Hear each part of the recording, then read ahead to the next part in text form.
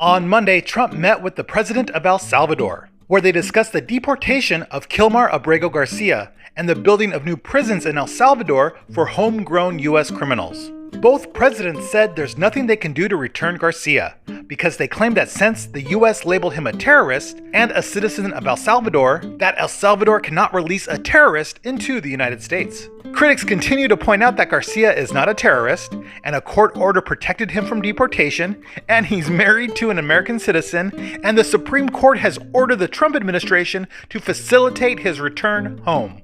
Their biggest concern, however, is that Trump is using the terrorist label to deport and imprison people without transparency and due process. And if successful, he'll try to label some Americans as homegrown terrorists to do the same thing. Trump is saying he would only deport and imprison the worst American criminals, but if all Trump has to do is label someone a domestic terrorist to get rid of them without proof and due process, then technically he could deport anyone he didn't like, even on false charges, and no one could stop him. The next day, China halts all orders on Boeing aircraft. This comes in response to Trump's trade war with the world, where Trump raised tariffs on China to 145%, and China raised their tariffs on the US to 125%. After China's announcement, Boeing stock dropped 3.7%. Boeing is concerned this could have a ripple effect, considering they are one of the top US exporters that exports to 150 countries. On Wednesday, a judge said he would begin contempt proceedings against the Trump administration unless they give the immigrants who are deported under the Alien Enemies Act a chance to challenge their removal. Judge Boasberg said, "He's given the administration ample opportunity to explain their actions, but none of their responses have been satisfactory, and has probable cause that they violated his order. He demands answers from the administration within the next 2 weeks, or he will find the administration in contempt."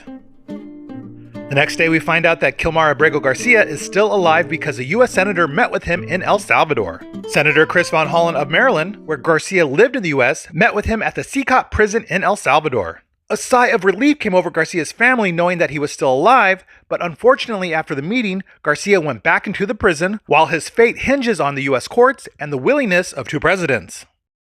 Then on Friday, the Secretary of State Marco Rubio suggested that it might be time to end its peace efforts in Ukraine. Specifically, he said if it's not possible to end the war in Ukraine, we need to move on. Critics quickly point out that Trump said repeatedly that he would end the war within 24 hours, but now, since he failed to do that and is planning to abandon peace talks altogether, his new motto should be, "I will end the Ukraine-Russian war within 24 hours, or I will abandon them." The next day, the Supreme Court, in a 7-2 ruling, temporarily blocked the Trump administration's use of the Alien Enemies Act to deport migrants until they had a chance to argue their case in court. A lawyer defending the migrants said, "We are deeply relieved that the court has temporarily blocked the removals. These individuals were in imminent danger of spending the rest of their lives in a brutal prison without ever having due process." Finally, on Easter Sunday, Trump sent a happy Easter message to everyone on social media, including, as he said in his message, the radical left lunatics, the weak and ineffective judges, and the worst and most incompetent president, Joe Biden. Trump resorted to name-calling because these groups disagree with him on immigration policy. Critics quickly point out that only Trump could send out an Easter message riddled with disingenuous insults. And even though they disagree with Trump on immigration policies, at this point, they just want to ensure that Trump's deportations follow due process.